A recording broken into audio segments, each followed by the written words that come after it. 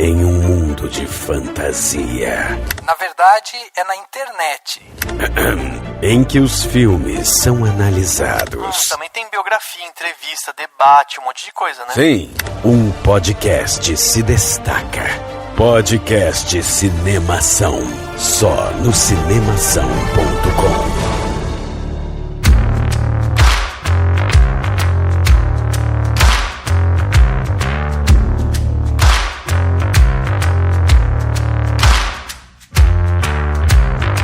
Seja bem-vindo ao podcast Cinemação 401. Olha aí o começo de um novo ciclo aqui do podcast Cinemação.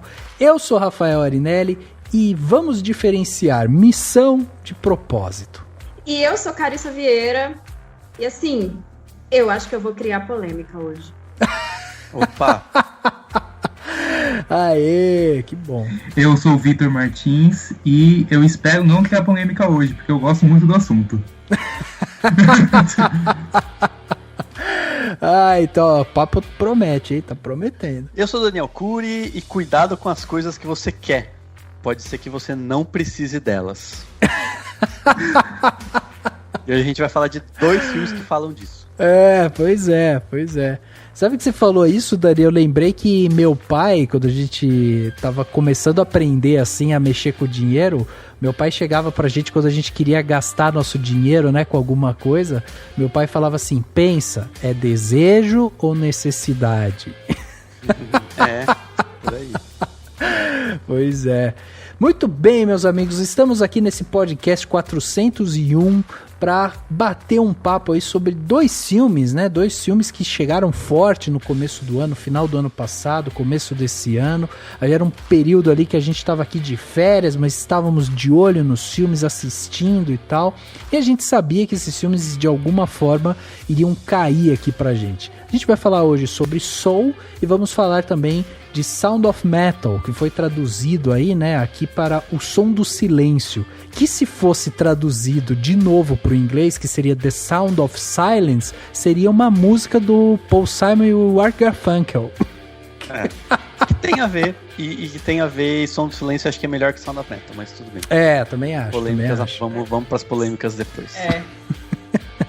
Pois é, então assim, a gente vai bater um papo sobre esses 2 filmes, lembrando você, ouvinte, né, que vamos dar spoiler, então aqui a gente vai analisar o filme, falar sobre tudo que envolveu, né, esses 2 filmes.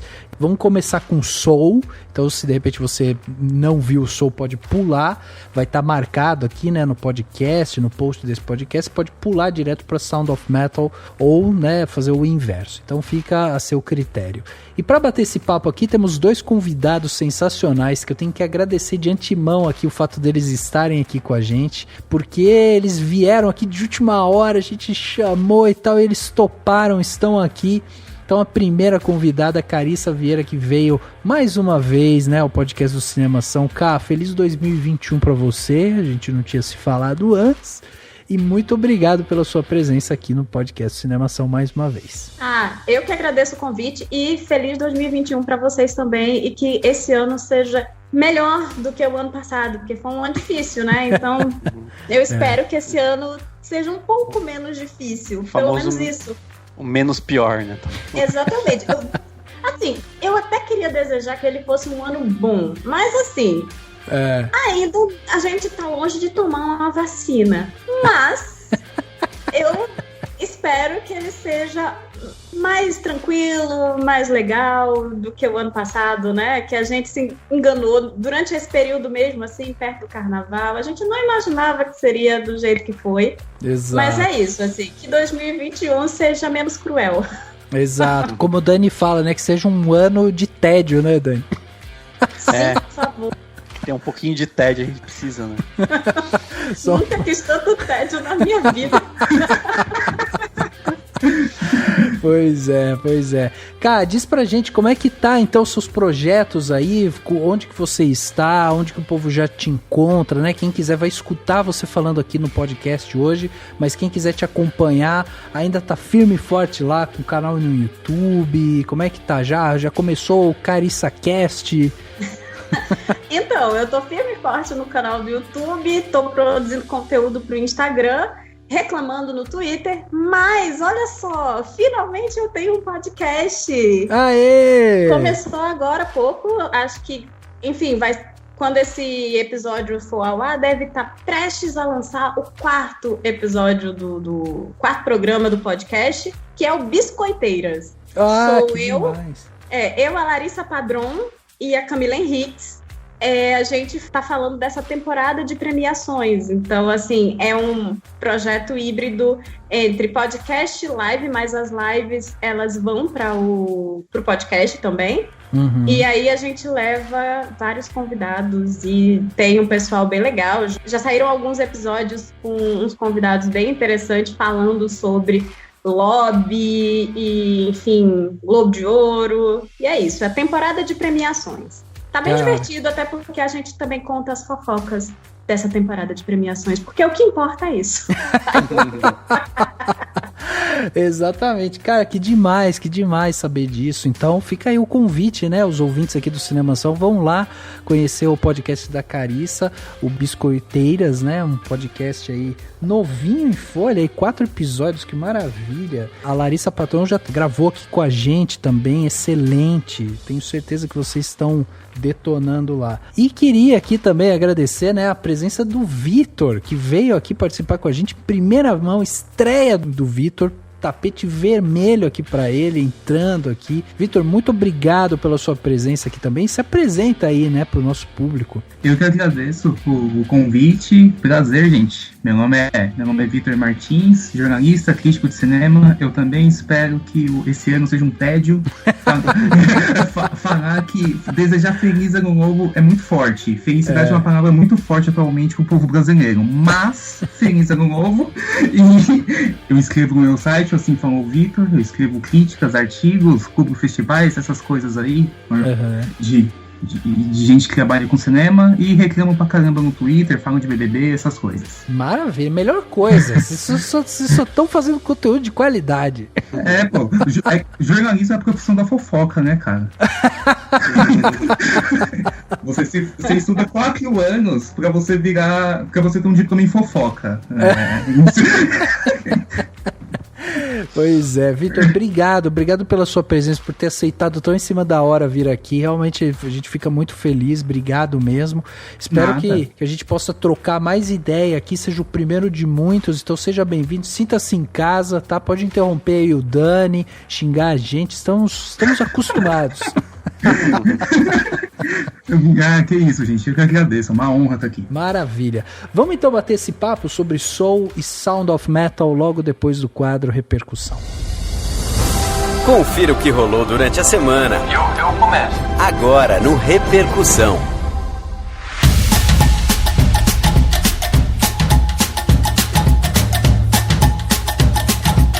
Depois de um podcast todo narrado, roteirizado e tal, agora estamos aqui novamente no podcast Cinemação 401, no formato tradicional que você já conhece, mas isso não significa que não faremos mais podcasts roteirizados. Isso significa que você que está aí precisa mandar seu comentário pra gente para dizer se você gostou ou não gostou de podcasts roteirizados, né? Para fazer isso, você pode mandar o seu e-mail para a gente, para contato@cinemação.com, ou acessar o nosso site, o cinemação.com. Lá dentro do nosso site, você vai conseguir deixar seu comentário na área de comentários, e aí você, né, vai poder interagir com outros comentários lá, ou também você pode visitar a gente dentro das nossas redes sociais. Estamos no Facebook, estamos no Twitter, estamos no Instagram, estamos em todas as redes sociais possíveis, nós estamos lá. Você pode mandar direto seu comentário pra gente, comentar na postagem, né, que a gente fizer aqui do podcast e tudo mais.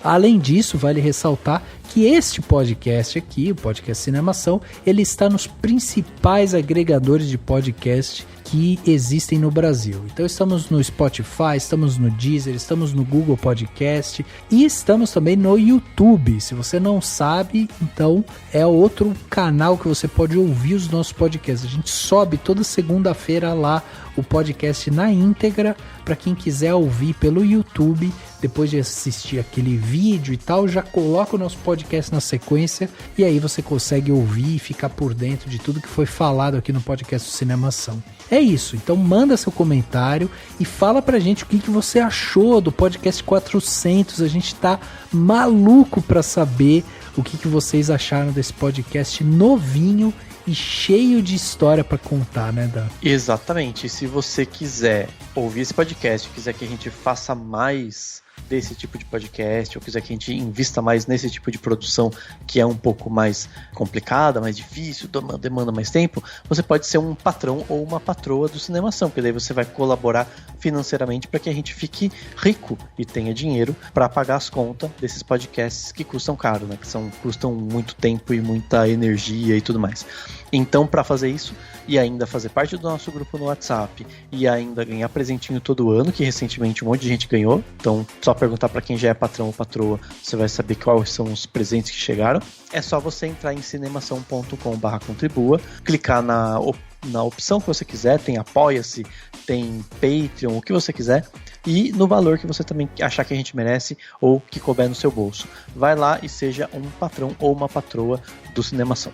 E a gente quer fazer uma retratação aqui, né, no podcast, e afinal de contas, no podcast 400, a gente faz ali, passa uma ficha técnica, né, de quem foi que participou, quem ajudou a gente, quem foi que fez as vozes e tudo mais. E faltou no final do podcast a gente falar da Bárbara Kruzinski, que esteve aqui com a gente, grava podcast regularmente aqui com a gente. Foi inclusive a Bárbara que indicou aqui a vinda do Vitor para gravar o podcast aqui com a gente. A Bárbara é super parceira e por uma falha nossa que o nome dela não está lá, não foi narrado, né? Não foi narrado no podcast 400. Então, deixar aqui esse registro. Bárbara, muito obrigado por toda a sua dedicação, ajuda com a gente. A voz da Bárbara tá num trechinho que a gente colocou quando a gente fala do livro You Couldn't Ignore Me If You Tried. E é uma pessoa que fala ali justamente sobre o John Hughes.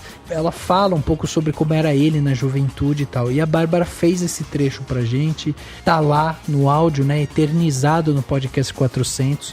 E a gente queria deixar aqui esse registro também que a Bárbara esteve presente no podcast 400. Feita essa retratação aqui, queria convidar você também, pessoal ouvinte aqui do podcast, a galera que acompanha a gente, a entrar no nosso Telegram. O nosso Telegram é esse espaço gostoso que a gente tem ali no Telegram, onde você se inscreve e aí você vai receber notícias, né? Ao passar da semana aí, você fica recebendo notícias sobre várias coisas. Então, é só você entrar lá, se inscrever e deixa a coisa rolar, que você vai estar sempre em contato com alguma coisa de entretenimento, questionários, né, enquetes que a gente faz por lá também e tal. Então, vai lá no Telegram e procura por Cinemação.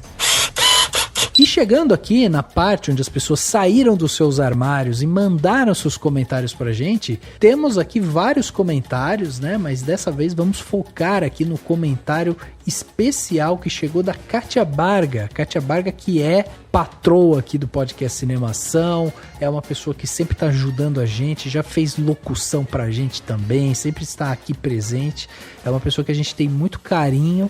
E o que ela mandou pra gente, Dan? Ela mandou um comentário super legal no 399, né, que foi sobre expectativas para 2021, que foi um papo super gostoso, super leve, né, e ela comentou isso: que papo mais gostoso para abrir essa temporada 2021. É bom porque 2021 tá tipo um 2020 parte 2 o retorno, então o pouco de leveza vai bem. Esse programa de expectativas virou quase um exército de futurologia, só encontrando a mãe de Ná anterior para acertar o que sai mesmo esse ano. Ainda tô esperando ansiosa Um Lugar Silencioso 2, mas meio que nem tô mais prestando atenção em datas e adiamentos. O que vier veio. mas dá mesmo medo de pensar quais vão ser os reflexos desse período obscuro que estamos vivendo, especialmente para o mercado de audiovisual nacional, né? Até mandou uma carinha triste, porque realmente são as preocupações que a gente colocou no podcast, apesar do papo leve. A gente ainda vai discutir muito por aqui também, né, sobre esse assunto. E é isso, o jeito é seguir com leveza e tentar espantar um pouco os problemas com bons filmes. E eu acho que depois, né, de um ano de pandemia, a gente aqui também tem esse dever de a gente posicionando, né, a galera que não tá acompanhando direito o que tá acontecendo no audiovisual e tudo mais. De repente fica aí, né, a dica. Quem sabe a gente não fale como está o cinema nacional em 2021, né? Faz um ano que tá tudo parado e tal. E aí, será que melhorou, piorou e tal? Aí é a galera que tem que falar, né, Dan? Exatamente, a gente ainda vai discutir sobre isso, com certeza.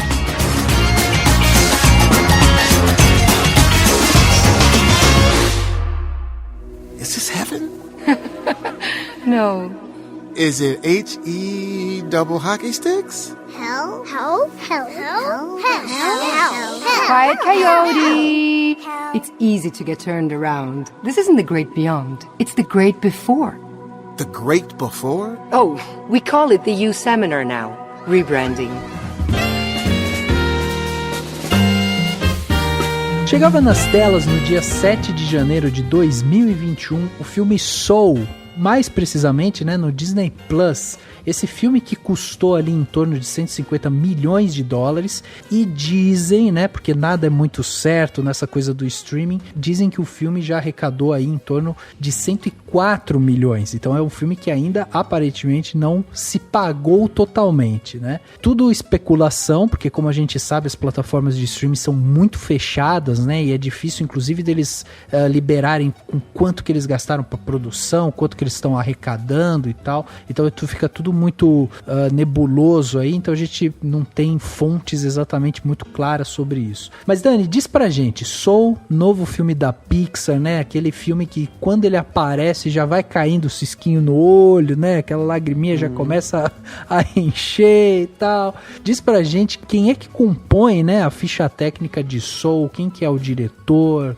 roteirista e tudo mais. Diz aí, Dan. Então, o filme tem a direção do Pete Docter, Sim. que é famoso, acho que é o atual nome, forte, único nome, né, da velha guarda da Pixar, vamos dizer assim, né, que acho que se manteve aí e tal. Ele dirigiu Up, ele dirigiu Monstros S.A., Divertidamente, né, e todo mundo tá comparando esse filme com Divertidamente, dá pra gente falar sobre isso, mas ele também tem a direção do Camp Powers. O Camp Powers também tem participação no roteiro de um outro filme que tá agora nessa temporada, que é o Uma Noite em Miami, né? Que a gente pode vir a falar dele mais pra frente aqui no podcast. Então é um nome que a gente vai ver em mais de um filme aí. E o roteiro é também do Camp Powers e do Pete Docter e também assinado pelo Mike Jones, que fez parte da equipe criativa da Pixar há muito tempo, né?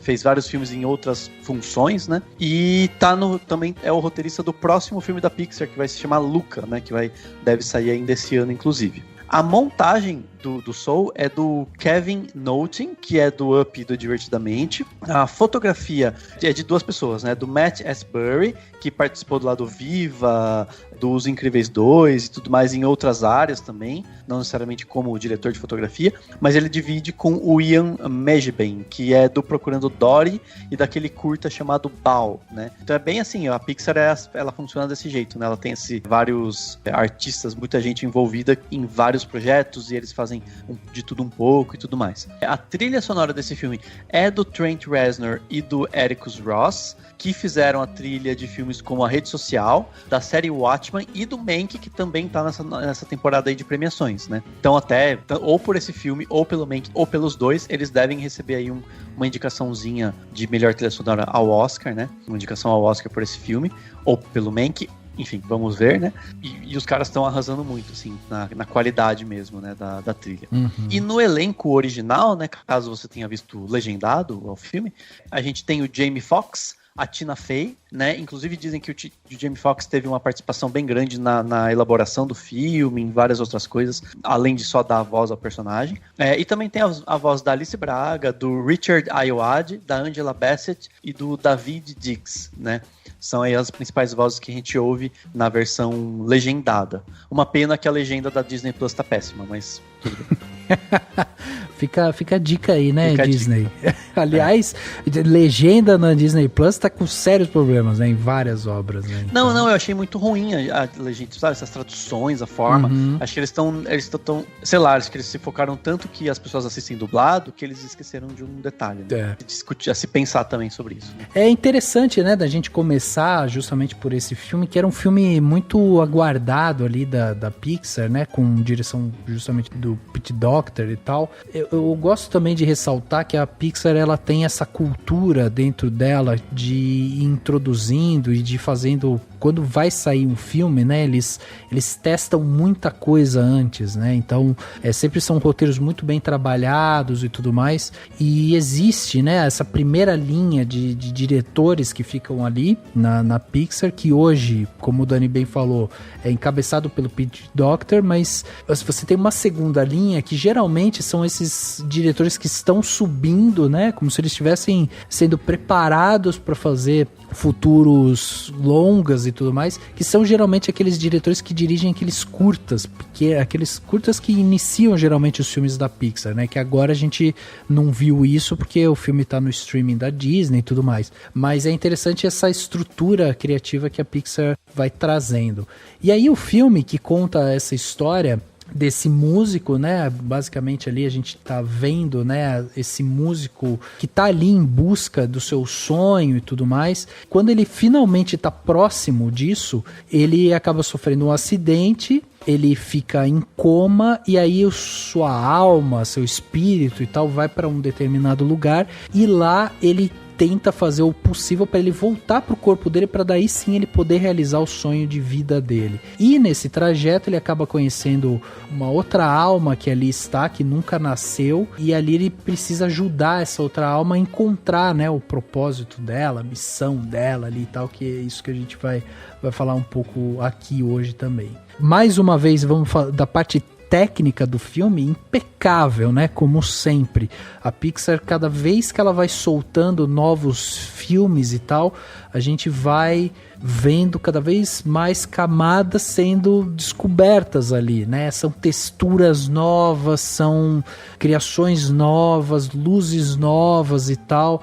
Só essa parte visual, assim, eu já acho muito, muito interessante da gente ver como é algo que tende a ir melhorando, né, com o passar do tempo. Um filme bastante musical, né? É interessante notar, assim, que os ambientes que eles criam, porque quando eles criaram lá no Divertidamente, ou até em outros da Pixar, né, com outros mundos e tal, geralmente você pensa assim, é um mundo cheio de coisas, cheio de criatividade e tudo mais. E nesse caso, tanto aquele lugar que as pessoas vão quando elas estão perdidas ou estão absortas, né, no que elas estão fazendo, e o próprio pré-vida, né, assim, que tem o pré-vida, e não chega a mostrar o que é pra onde você vai quando você morre, né? Ele só mostra aquele caminho, aquela esteira. É tudo muito simples, né? Tudo muito minimalista, né? E aí eles gastam, vamos dizer assim, né? A criatividade, e não o excesso no sentido ruim, mas o monte de cores, de coisas e de vida, né? E de elementos nas cenas que se passam em Nova York mesmo, nas cenas que se passam na cidade, né? Onde o Gardner vive e tudo mais. Então é legal isso, assim, eles, em vez de usar toda a criatividade para criar um mundo diferente, eles usaram esse monte de elemento para fazer o mundo que a gente conhece, que é o mundo real, e aí o resto é minimalista. Tem criatividade, claro, tem pensaram muito em como fazer, mas você vê que assim, é tudo muito azulzinho, clarinho, não tem tanta cor, né, tudo meio pra dar um ar de algo meio espiritual, mas ao mesmo tempo até condiz com o filme, né, porque o filme a mensagem final dele é do tipo, a vida vale a pena, viver é bom e tal. Então se lá fosse muito maravilhoso, você não ia querer viver, sabe? Realmente a menininha tinha razão, a 22, né, é melhor ficar lá mesmo. Então ele faz parte do processo, né, de mostrar, né? E aí tem outra coisa que é interessante, que é justamente isso, né? O cenário, então assim, a gente tem aqui a introdução, né, de Nova York dentro do universo Pixar, vamos dizer assim, e a introdução de um protagonista negro, que era também algo que a gente ainda não tinha visto dentro da Pixar. Então, a gente trazer essa cultura, que é uma cultura muito forte de Nova York também, é interessante porque... Os bares, exatamente, o soul, jazz e tal, que é algo que tava, assim, completamente esquecido, né, por toda a cultura Pixar, né? Justamente, eles ampliam para um lado que eles não tinham ido, né, mas ao mesmo tempo, enfim, a história o ambiente dele, né, viver lá na região do Brooklyn, Bronx, todo aquele lado que tem muita gente que vive do jazz, que vive o jazz, né? É só um universo. Poderia ser qualquer outra coisa, né? Poderia ser um cara apaixonado por piano clássico, podia ser um cara que gosta de tocar qualquer outro tipo de música, ou que gosta de escrever, ou que gosta de qualquer outra coisa. E é simplesmente um ponto a se escolher e tal. Eu achei bem... pra pontuar, pra mostrar esse momento, assim, né? A gente já viu em outros estúdios de animação, já tinham colocado protagonistas negros, geralmente um só. E é a primeira vez que a Pixar faz isso. E aí lá vou eu já criar polêmica, né? Por favor. Eu acho positivo, eu acho interessante, mas eu lembro que na época que saiu o trailer já começou a polêmica, na verdade, porque teve a discussão de, ok, vão fazer o que todo mundo faz, que é ter o protagonista e que ele vai passar, tipo, meia hora, sabe, no filme sendo negro e o resto do tempo ele vai ser outra coisa. E, de fato, é algo recorrente nas animações com protagonistas negros. É muito curioso isso.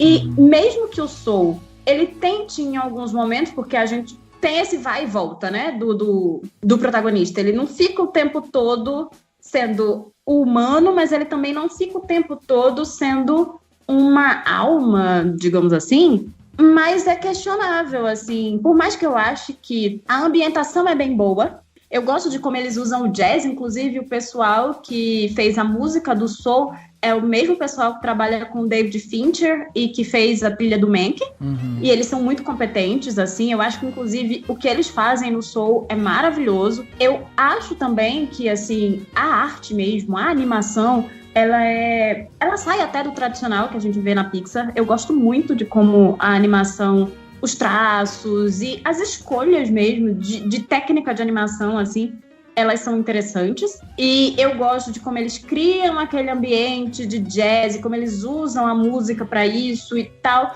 Mas, sei lá, pra mim tem um pouco... Eu acho que a crítica faz um pouco de sentido com relação à ideia da negritude, de como ela é colocada. Dito isso, o filme funciona. Sabe, é bonitinho. Não tô aqui pra dizer assim, eu odiei, nem nada do tipo, não, porque, inclusive, essa é uma das coisas polêmicas. As pessoas acham que eu odiei o Soul, gente. Não é porque você vai e questiona uma coisa que você odiou o filme, gente. Pelo contrário. Exatamente. Até porque a arte tem um propósito de discutir, né? De fazer as pessoas pensarem. E eu concordo com a Carissa, assim. Nossa, eu ia falar isso justamente. Que me incomoda um pouco, sim. Mas ainda assim, um bom filme. Em termos de animação, talvez seja... Visualmente falando, talvez seja um dos melhores da Pixar. É muito ousado, eu achei. Aquela ambientação das almas, né? Daquele mundo onde aquelas almas estão, eu achei fantástico. Principalmente aquela parte do limbo, que... Quando conhece aquele rapaz do barco e tal, eu achei brilhante, mas, de fato, não é exatamente um filme que pode se chamar de representativo, né? Quando eu tava falando disso, eu acho que o pensamento era meio que esse, assim.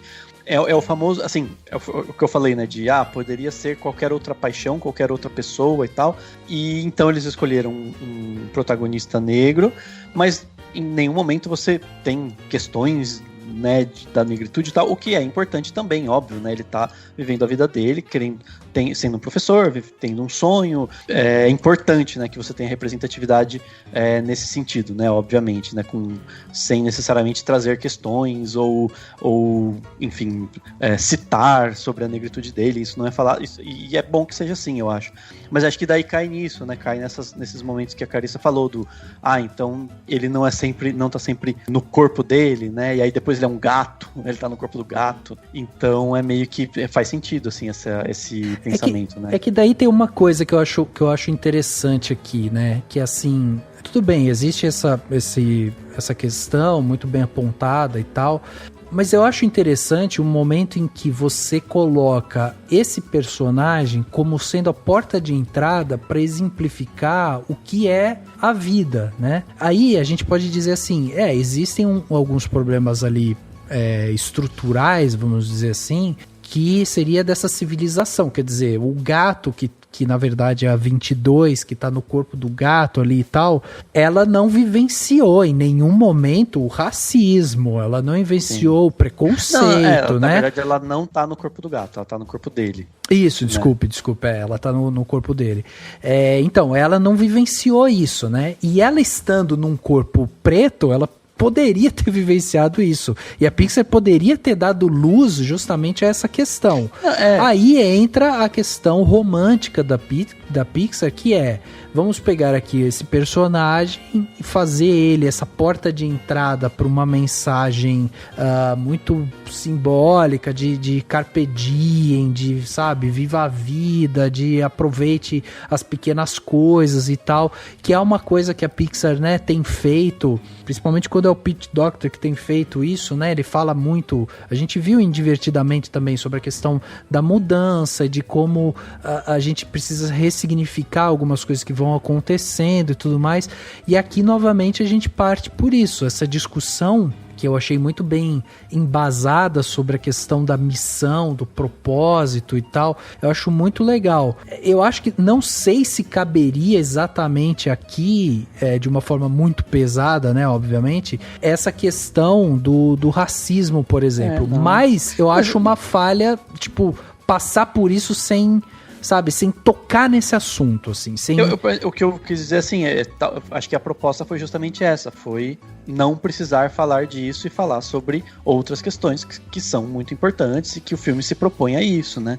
Eu até citei, né, um dos roteiristas, o Ken Powers, é um escritor de peças teatrais, tá no Uma Noite em Miami e tal, é um roteirista negro, então você tem aí provavelmente foi alguma preocupação da Pixar nesse sentido. Mas acho que a questão do filme é outra, enfim, e faz parte, né? Eu acho que tem duas coisas aí, assim. Uma é que eu acho que, conhecendo a Pixar faz parte da Disney. E existe o tipo de conteúdo que a Disney tá querendo produzir. E eu acho que falar de racismo não é algo que a Disney almeje. Foge um pouco, eu acho, do que, enfim, não tem nem a ver com classificação indicativa, de fato. Eu acho que tem mais a ver mesmo com essa coisa de... É um tipo de pauta que não interessa a Disney nesse momento. Mas, dito isso, eu não acho que precisa falar sobre o racismo. Eu não acho que é o foco do filme. Eu acho, assim, eu converso com vocês me conhecem o suficiente para saber que, assim, eu falo sobre essa pauta, eu acho que a gente precisa falar disso, mas eu não acho que a nossa vida como pessoas negras, ela é só isso. Então eu acho que faz sentido não ser um foco do filme, não ser algo que o filme tem como, enfim, como foco e tal. O meu problema mesmo, quando eu digo que o personagem negro passa tempo demais sem ser negro, isso pra mim é um problema. E isso aí entra não é um estereótipo, na verdade, mas é algo que originalmente eu nem tinha prestado atenção, até algumas pessoas apontarem que isso aconteceu em todos os filmes com protagonistas negros de todos os estúdios de animação. E aí é onde eu questiono, sabe? Num filme como esse, de uma empresa do tamanho da Pixar, que é extremamente capaz, o que esse filme tem no sentido de animação mesmo, sabe? Visualmente falando, é tudo tão incrível, eles até inovam em alguns aspectos. Então por que também cair em algo tão clichê dentro do retrato de pessoas negras na animação, sabe? Ô, cara, só me explica uma coisa. Quando você fala que ele passa pouco tempo com um personagem negro, é pouco tempo de tela, você acha isso? É porque é o seguinte, aconteceu isso também na Princesa e o Sapo, e enfim, todos os filmes das empresas dos estúdios de animação americanos, no caso, né? Que tem protagonistas negros, todos eles têm algum tipo de questão mística, mágica, ou o que quer que seja, que faz com que esses personagens negros não fiquem nos seus corpos. E eles se transformem em animais, em espíritos, em qualquer coisa. E aí fica, basicamente, boa parte do tempo deles de tela não é como uma pessoa negra. É como uma pessoa... É como uma não pessoa. Entendi. Geralmente você tira, inclusive, a humanidade. Óbvio que a ideia não é, quando fazem isso, não é tirar a humanidade da pessoa negra. Mas existem vários grupos, enfim, que estudam essas questões raciais dentro do audiovisual, que se incomodaram com isso. No Brasil isso falou bem pouco, mas nos Estados Unidos isso chegou a virar uma polêmica até, quando saiu o trailer e tal, porque dizem que é meio racista isso, a ideia de que por que sempre quando é um personagem negro? Óbvio que você pode pensar assim, divertidamente segue por outro caminho. O próprio Pete Docter, ele fez filmes, com exceção do Up, os filmes dele são tem pouco tempo de humanos, assim, tem pouco humano na tela. Divertidamente, a gente vai passar o filme quase todo com os Divertidamentes, em Monstros S.A.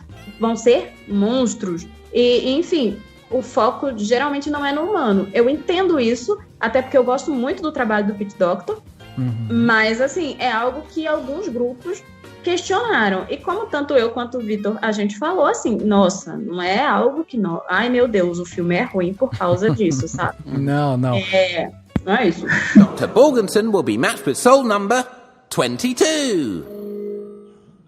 Oh, we're going to get into this now. Excuse me.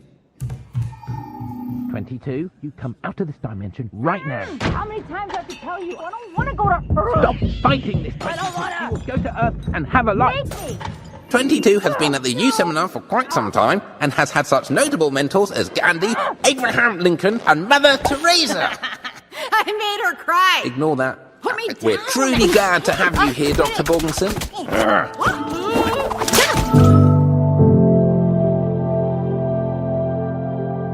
Só para eu entender isso, porque vocês não acham que de repente essa questão ela poderia também ser um pouco mais explorada? Porque isso que você falou é o que eu entendo.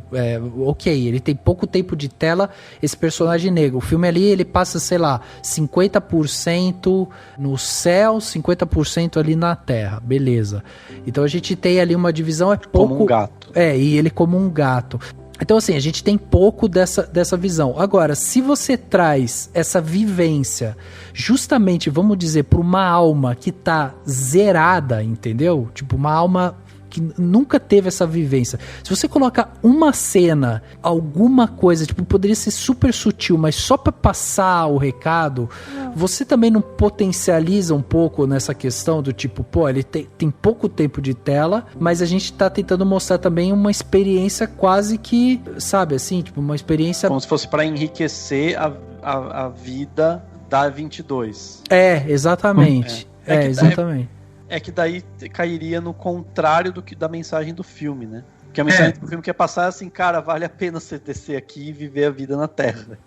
Exato. Talvez ela falasse assim, poxa, né? Tipo, né, pra sofrer e tal. Talvez seja isso, mas eu acho que tem a ver com a proposta do filme mesmo, né? Sei lá, acho que não tem muito o que falar. Eu acho que não é a proposta, né? Não é a ideia. E não só a ideia, não é a ideia do filme, mas não é a ideia do estúdio, como a Carissa falou. Mas eu acho que é meio... Eu não sei, eu acho que é meio... Sabe quando você tem uma sensação que é meio contraditório eles não abordarem isso, levando em consideração que o filme é um filme muito filosófico, e filosoficamente falando, existencialmente falando, é um filme muito rico. Porque ele fala de, como vocês disseram, ele fala de vida, ele fala do, viver é legal, viver não é só sofrer e escutar balões a pisadinha, viver é divertido. Então, viver pode ser bom. Então, eu acho que fica meio contraditório não mostrar um lado ruim, principalmente devido a essa divisão que fizeram do tempo, né? Como falaram, 50% no céu, 50% na terra, como um gato e tal. Eu acho que fica contraditório, mas ao mesmo tempo eu concordo que não é a ideia do estúdio, porque querendo ou não, gente, a gente tá falando de um estúdio que é uma major, né? A Disney, então é algo eticamente falando capitalista. E o capitalismo ele quer vender. Eu posso estar entrando aqui em outro escopo, em outra alçada, mas ele quer vender. Então é muito mais fácil você vender um filme como Soul do que você vender um filme que aborda racismo. Eu acho que não era a ideia justamente por um objetivo mercadológico, levando em consideração que o filme não estreou no cinema, o filme estreou no streaming. E quando eles querem o streaming, cai na pirataria. E quando cai na pirataria, o streaming perde lucro. Eles precisavam que as pessoas assinassem o serviço para verem o filme. E para eles terem dinheiro. Então, eu acho que eles não abordaram isso justamente com o objetivo de vender. Eu até acho que assim, o objetivo central do filme é óbvio, né? O que tá ali na tela e tal. Mas esse tipo de discussão, eu tenho certeza que isso passou ali por eles, entende? Quando você tem justamente um diretor, sabe? Você tem ali o próprio Jamie Foxx, né? Embutido ali, trabalhando junto e tal. Então certamente houve essa discussão de, assim, até que ponto a gente aborda a questão do racismo e tal, e eu acho que é algo que realmente ele paira, né, a situação ali. Sim, sem dúvida. Eu como homem negro, eu fiquei pensando nisso o tempo todo, durante o filme. Mas eu entendi que a mensagem, que a ideia, que a proposta não era essa, que a proposta era uma outra completamente diferente, que é completamente ao oposto dessa discussão. Eu acho que deveria ter sido discutido. Mas ok, não era a proposta. Fazer o quê? Quando eu vi, eu tava esperando uma coisa, eu não sei se foi minha expectativa, mas eu associei um pouco com Divertidamente, acho que é meio que inevitável por conta da maneira como se fazem essa divisão de mundos e tal, apesar de serem coisas muito diferentes. E eu lembro que quando eu vi Divertidamente, eu vibrei demais, eu achei, foi muito, muito bonito pra mim e tal. E nesse filme, eu lembro que quando chegou pro final e tal, eu falei, gente, será que a mensagem é falar viva a vida? Tipo, seja feliz, sabe? Tipo, me pareceu tão simplório. É claro que tem coisas muito profundas nesse filme. Eu acho que ele é muito profundo em várias coisas. A questão das almas perdidas é um negócio, uma concepção muito legal. Os conceitos de quando você tá, né, fazendo uma coisa que você realmente ama, ou que você tá muito absorto, você vai para esse momento de entre, né, a terra e o paraíso e tal, uma coisa meio filosófica mesmo. Mas no final é tipo assim, eu entendi o que eles quiseram dizer, do tipo, a vida não é só o propósito, porque eles meio que chegam a essa conclusão, né, de que, porque eu até revi a cena, o personagem do Gardner, ele vê eles falando do propósito, ele para de prestar atenção e pensa no propósito dele. Ele acha que aquela missão, que eles traduzem para Spark, né, que seria a sua faísca. Eles acham que a faísca ou o Spark, ele acha, né, que é tipo a grande missão da vida. E depois eles desconstroem isso e falam, não é a sua missão da vida, é só um Spark, seria, né? E aí a tradução fica complicada. Mas a questão é, beleza, eu entendi, e a proposta é meio que dizer assim, beleza, você pode viver a sua vida querendo uma coisa, você pode ter sonhos, os sonhos se modificam, né? Muito legal quando eles mostram o barbeiro, que é barbeiro e fala que ele queria ser, acho que veterinário, uma coisa assim. Daí ele fala assim, poxa, mas você não se arrependeu, né, tal? Se arrependeu não, mas eles falam, questiona, o cara fala, não, eu sou feliz, eu sou barbeiro, eu tô feliz e tal. Então eu entendo o que o filme quer discutir, é muito bonito discutir sobre isso, mas pra mim me soou no final, me soou meio do tipo assim, tá bom, então tá, a mensagem é tipo, curta os passarinhos e seja... Soa romântico? Soa romântico. Sabe uma coisa que eu pensei? Pra fazer sentido aqui, pra ver se faz sentido o que eu tô querendo dizer. Lembra do Up? Eu lembro que uma das coisas que mais me emocionou no filme Up foi quando o cara, já o velhinho lá do filme, abre o álbum, ele achava que não tinha nada no álbum porque ele não viveu as aventuras que ele falou que ia viver, né? E aí quando ele abre o álbum, tem as fotos da vida simples que ele teve lá com a esposa dele, e tem lá, tipo, obrigado por todas as aventuras, e a aventura deles foi, tipo, construir uma casinha, viver feliz, fazer piquenique, etc. Aquilo foi muito bonito, pra mim soa muito emotivo e tal. E aí eu fiquei pensando, sabe o que seria muito legal? E aí, claro que não quero parecer aqui o mala que fica dizendo que o fim do filme tinha que ser outro, porque eu sei fazer um fim melhor, não é isso.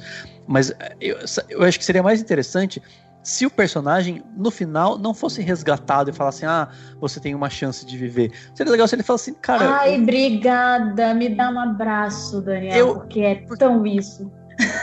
Então, mas sabe por que eu pensei nisso? Porque imagina se ele daí tivesse um flashback de todos os momentos bonitos que ele viveu, entendeu? Com certeza ele ia lembrar de alunos legais que ele teve, de coisa boa que ele fez, de momentos que ele viveu com a mãe dele, apesar daquela briga, você vê que ele tem um bom relacionamento com ela.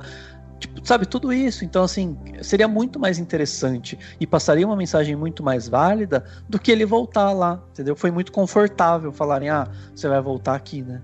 É exatamente o que eu acho. Eu acho que é isso. A palavra correta é confortável. E porque, assim, é ir para um lugar comum, sabe? E para mim foi um dos grandes...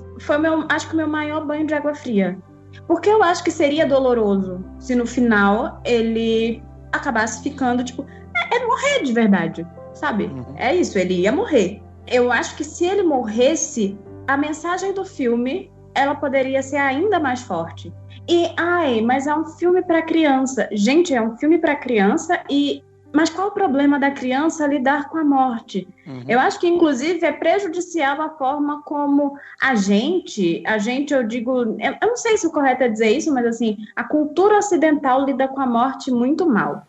E aí a gente não fala disso para as crianças e que vão se tornar adultos que não sabem lidar com perdas.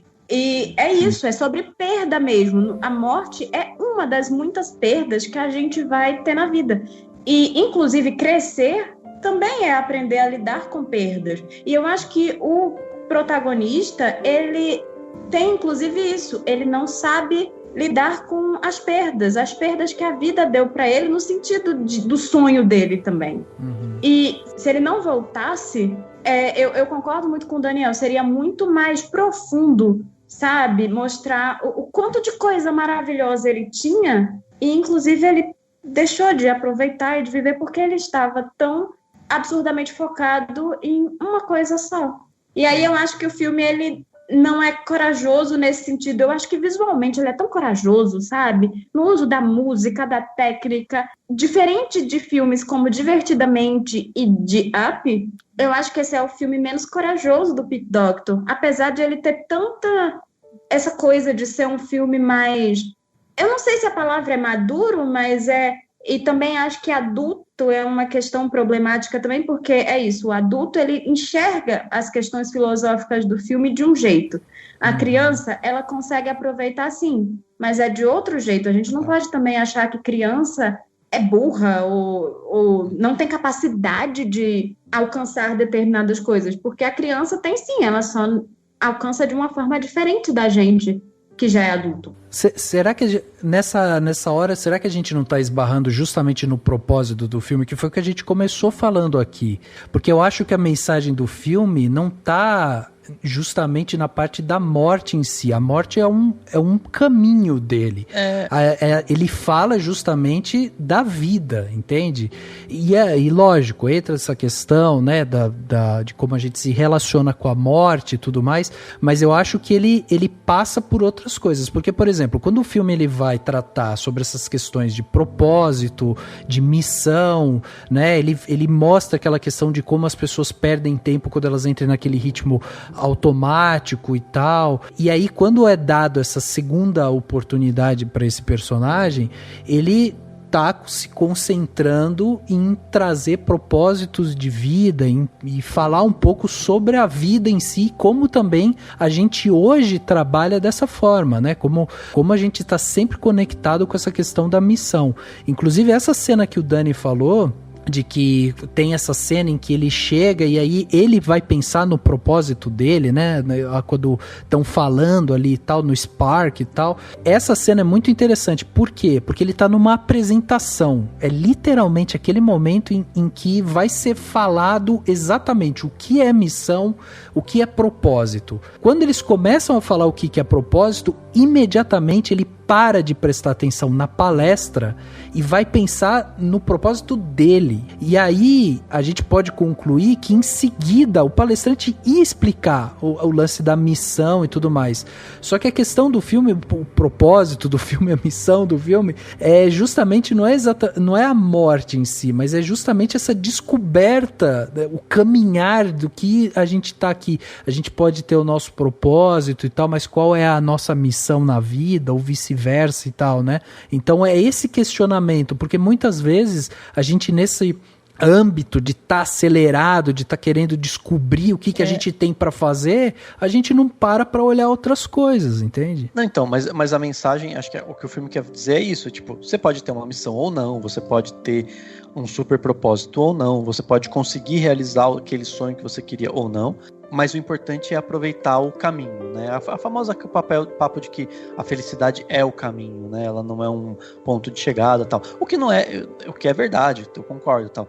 Mas o que eu falei dessa questão do fim dele é que se ele mostrasse pra gente que o cara, até a Carissa falou no sentido de o quanto ele deixou de aproveitar, mas eu acho que não é nem o quanto ele deixou de aproveitar, se conseguissem mostrar o quanto ele aproveitou mesmo, tipo, sabe, o quanto de coisa boa ele viveu, e aí mostrasse essa perda, você tem uma mensagem mais impactante, você chega nas pessoas de maneira mais impactante, incluindo nas crianças, e também acho que tem um monte de gente que fez crítica falando assim, tal momento talvez os adultos queiram conversar com os filhos. Não precisa, a criança tem que ver o filme, né? Pronto. Se quiser conversar, legal, mas se não quiser, ver o filme. Mas eu acho que é isso, e é isso, não, de novo, né? Todo mundo vai talvez repetir isso. Não é que o filme fique ruim, péssimo, nada disso, mas ele, pra mim perdeu, entendeu? Eu lembro que quando tava chegando no final, falei, sério que tipo, vocês vão me dizer que eu tenho que curtir a vida? Tipo, sabe assim, eu aprendi isso com o Ferris Bueller, sabe? Então, assim, sei lá, sabe, me fez falta uma coisa que me pegasse de jeito, entendeu? Eu sei exatamente o que você tá falando, Dani. É o Dois Irmãos. É exatamente isso, né? Porque ele não fala exatamente da perda do pai, ele vai falar sobre como os dois irmãos curtiram a vida juntos, né? Então é diferente, você muda o ponto de vista. Exatamente, né? O Dois Irmãos é nesse sentido. Mas era isso é nesse sentido que eu acho que o Dois Irmãos ele tem mais coragem em alguns aspectos do que eu sou. E isso pra mim é surpreendente, porque, como eu falei, tecnicamente eu acho o Soul muito mais inventivo do que o Dois Irmãos, mas eu acho que o Dois Irmãos, ele chega no final e ele tem mais coragem de não te dar tudo mastigadinho de bandeja. Assim, eu vou te dar esse final feliz, assim, que não seria um final triste, e essa é a grande questão, sabe? Se ele não voltasse pra Terra, isso não seria dar um final triste. Até porque é isso, eu acho também que a gente precisa reavaliar o nosso conceito de, tipo, por que o final da vida é... Tipo, óbvio, eu fiquei triste todas as vezes que eu perdi alguém que eu amava. Mas, assim, eu acho que a gente tem uma forma muito... A gente demoniza demais os encerramentos de ciclo. E a vida é um encerramento de um ciclo também. Sim. E principalmente pensando no que o filme fala, me soa muito dessa forma, assim, é um ciclo. E terminou essa sua jornada, terminou esse seu ciclo. E até a coisa, assim, que eu disse que, é um filme, ele não aproveitou. Eu concordo com o Daniel que, assim, seria mais interessante mostrar o que ele aproveitou. É porque eu acho que ele não enxergava o quanto ele estava aproveitando, entendeu? Como se fosse um momento em que ele enxergasse isso, né? Tipo, lembrasse e tudo mais. Acho que... Ele tinha uma vida boa. Ele tinha uma vida bacana, porque assim, tinha aquela aluna dele, né, que falam da história dela, tipo, que ela todos os alunos dele, uma menina se sobressai, é uma pessoa que vive aquilo, né, que com certeza vai ser uma grande musicista e tal. Com certeza ele teve outros, entendeu? Sabe, no sentido de que passou outras pessoas que tiveram suas vidas mudadas por conta dele como professor, né? Eu, por exemplo, me lembro muito dos professores que eu tive que eram completamente apaixonados pelo que eles faziam, né? Você percebe quando o professor é tipo um cara apaixonado pelo que faz e te passa isso, e quando só é uma profissão, que também não é um problema. Mas é isso, enfim, só tô falando isso porque eu acho que foi o que me faltou esse pegar de jeito, né? Chegar nesse final e me deixar, porque se deixa você mais triste com a morte do personagem, também te ensina mais, sabe? E pra mim a sensação que eu tive foi meio de tipo, sério que no final você virou coach, tá falando pra aproveitar a vida, sabe? Foi meio isso, entendeu? Mas eu concordo com tudo isso, e que Dois Irmãos tem mais pegada, né? Dois Irmãos chega naquele final ali, aí você vê que o filme ele não fez só o público refletir, mas ele entende que o personagem principal precisava refletir. O Soul não, porque, como vocês disseram, a vida dele é ótima. Ele só não sabia disso, ele só não enxergava isso, mas a vida dele era boa. Era boa, exatamente. E é isso, né? Eu acho que essa é a grande questão desse filme, que tem, né, ao redor dele. Como aproveitar, né? E é engraçado como a gente vai falar de um filme que tem essa questão de missão e propósito, e a gente discute muito a missão e propósito do próprio filme, né? Eu acho isso muito curioso também. Mas não, como a gente falou aqui, acho que não deixa de ser um ótimo filme, né? Um filme muito interessante, que dá pra tirar muitas coisas ali dele. Eu acabei revendo pelo menos boas partes, assim, e é um filme... Claro, é um filme muito bonito mesmo, com certeza tocou muita gente, e a técnica dele, assim, é maravilhosa, e eu acho que é importante pontuar o quanto é inteligente você tratar com uma certa displicência aquele pré-vida, né, que seria algo relacionado à espiritualidade, paraíso, etc. Respeito também que quase todas as religiões e tal, e é meio que, tipo assim, todo mundo meio displicente, porque, tipo... Gente, sabe, tipo, somos muito superiores, então, né, aquelas linhas conversando, o Zé, né, que é os personagens lá, é muito legal, porque, tipo, é uma forma de dizer assim, tipo, tá tudo bem pra eles, sempre tá tudo bem, porque tá tudo bem, sabe, tipo, meio que nesse sentido, assim, faz parte do filme e tal. E uma coisa importante, gente, que eu acho que é legal de pontuar, a 22, quando ela vai encarnar, vamos dizer assim, né, se for esse o verbo correto, reparem que ela não tá caindo nos Estados Unidos. Eu achei legal isso, assim. O mundo tá sem... Ela meio que vai cair Claro, é muito sutil, né? Mas você vê que ela vai cair, tipo, na Ásia, provavelmente. Uhum. Então isso é interessante pensar também, assim, né? Tipo, eles deram uma descentralizada daquela visão do planeta... que vê só o continente americano na face, assim. Ah, muito legal isso, cara. O filme, se você for destrinchar ele, assim, ele tem muitas coisas, né? Inclusive tem todos aquele lance de easter egg do filme, aquela cena em que ele chega ali pras experiências, né? Que é aquele salão que você vê várias coisas lá, você vê avião, vê várias coisas ali que ele vai experimentar, né? Vai comer, vai pegar pizza e tudo mais. Todo aquele momento ali, você tem vários easter eggs com relação a vários filmes da Pixar, isso é muito legal.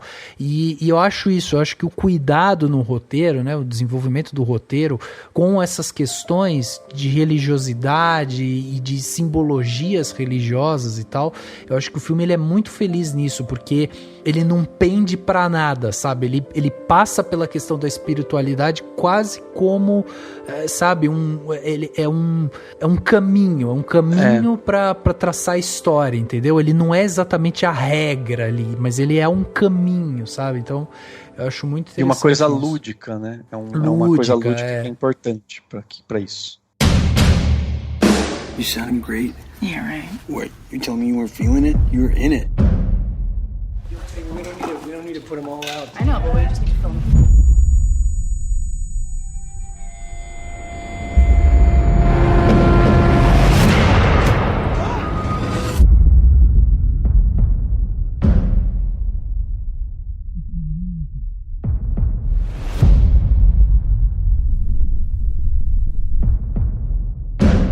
Your hearing is deteriorating rapidly. We'll come back. Till then, Lou, we just keep going, okay? No, Lou, let's play tomorrow. Let's see what it's like, okay? I'm gonna be like a click track. You can play to me.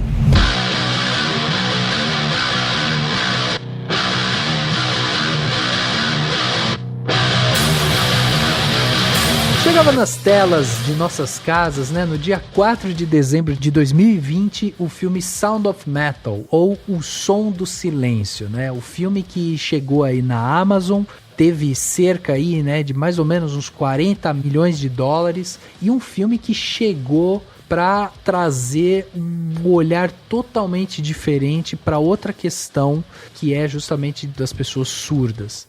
Fazendo uma sinopse aqui, né, do filme, a gente tem ali um jovem baterista que ele começa a temer pelo seu futuro quando ele percebe que ele está gradualmente ficando surdo. E aí ele tem duas paixões dele que ficam em jogo, a música e a namorada. As duas coisas meio interligadas, porque ele tem uma banda de heavy metal junto com a namorada e tudo mais. E aí ele tem essa mudança drástica na vida dele que ele precisa agora tentar resolver. Como continuar trabalhando, ao mesmo tempo manter esse relacionamento, lidar com essa questão da surdez e tudo mais.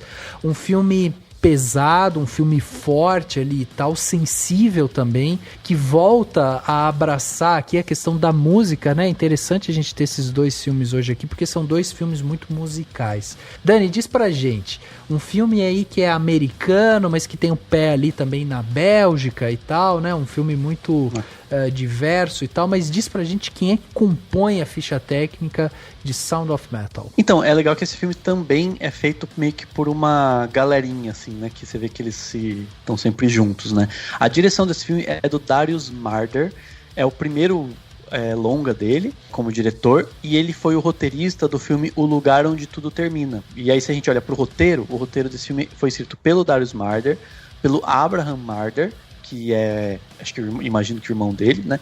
E o Derek Cianfrance. O Derek Cianfrance é o diretor do Lugar Onde Tudo Termina e do Namorados para Sempre, que são dois filmes bastante cults, né? Assim, muita gente adora esses filmes e adora enfim, o visual que essa turma aí faz nos filmes que eles fazem, né? Porque o Darius Marder estava na equipe desses filmes todos. A montagem é do Mikkel E.G. Nielsen, que fez a montagem de filmes como Beasts of No Nation, O Amante da Rainha e vários outros curtas-metragens da Dinamarca, que é de onde ele é. A fotografia é do Daniel Bouquet, que fez vários filmes holandeses, né? E um filme chamado Nothing Personal. Inclusive, aí que acho que a gente vê essa coprodução, né? Que você falou da Bélgica, uma coprodução com um filme europeu, então tem esse caminho. A trilha sonora desse filme tem o Abraham Marder, né, como um dos autores da trilha sonora, que é dessa turma aí do diretor, do Darius Marder, do Derek Cianfrance, e também tem o Nicholas Becker. O Nicholas Becker é um músico que fez a trilha, participou da trilha do Gravidade, fez um filme chamado Apostando Alto, que vai sair logo, que é um filme francês, e ele fez a trilha sonora do Casa de Antiguidades, o filme brasileiro, passou por vários festivais recentemente aí. Foi para Cannes, né, assim, não passou porque não teve Cannes, mas enfim, ele estava na seleção do Festival de Cannes de 2020. E no elenco a gente tem o Riz Ahmed, que a gente viu ele em várias séries, vários filmes, incluindo o Rogue One. Ele tem a Olivia Cook, que a gente lembra do Jogador Número 1, provavelmente. Tem o Paul Ratti, que eu acho que é assim que fala, que tá nesse um personagem incrível e que fez muitas séries, personagens talvez um pouco menores em várias séries. E tem também a participação do Mathieu Amalric, que muita gente lembra do Escafandro e a Borboleta. Eu até brinquei, o Mathieu Amalric, ele é tipo o Ricardo Darín da França, né? Assim, ele tá em muitos filmes. E tem também, só pra citar, a Lauren Ridloff, vai estar nos Eternos em breve, e que faz aquela professora super simpática e que acho que chama atenção mesmo com pouco tempo de tela nesse filme, que a gente pode falar sobre isso. Muito bem, esse filme aí, né, como a gente pode observar, ele é um filme que, novamente, né, vai cair nessa parte musical. Eu acho que o grande ponto forte dele é justamente essa parte da montagem, principalmente com essa exposição da surdez de uma forma que é muito interessante da gente perceber em tela, né? Que é justamente essas transições que ele faz entre o ambiente que a gente tá ali, o nosso ambiente comum, né, das pessoas que não têm a surdez, para esse baterista que começa a perder. E como é angustiante, né? Como o diretor consegue colocar você nessa coisa angustiante da falta da audição, assim, como a gente vai perdendo a audição junto com ele. E isso é uma coisa que, assim, eu achei incrível no filme, porque essa sensibilidade realmente ela é muito forte, assim, você vai sentindo junto com ele. Todo o começo ali, conforme ele vai perdendo, porque isso já começa logo no começo do filme, né? A gente vai vendo essa perda da audição logo no começo, ele já, né, os sons ficando abafados e tudo mais.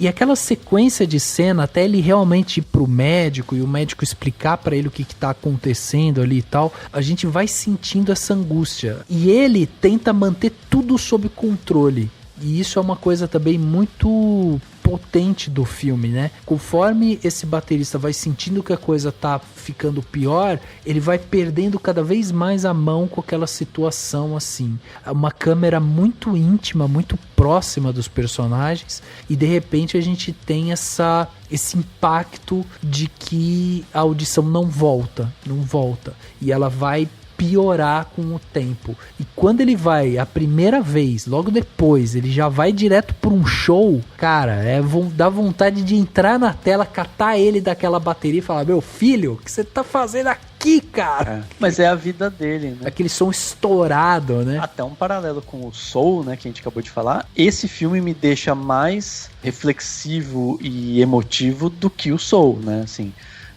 Eu fiquei o filme inteiro, assim, super mergulhado no personagem e vivendo essas dores junto com ele e tudo mais. Eu, particularmente, tenho zumbido no ouvido, já fiz aqueles exames de audiometria, é, tipo, horrível, assim, porque é muito ruim, sabe? Tipo, a pessoa fala assim, pô, dá um apito e você fica assim, é um apito ou é o meu ouvido que tá fazendo esse apito? É horrível. Mas eu me identifiquei, até por isso, apesar de não estar perto de ser surdo, e espero que não fique mesmo. Mas assim, eu me identifiquei um pouco nesse sentido com o personagem.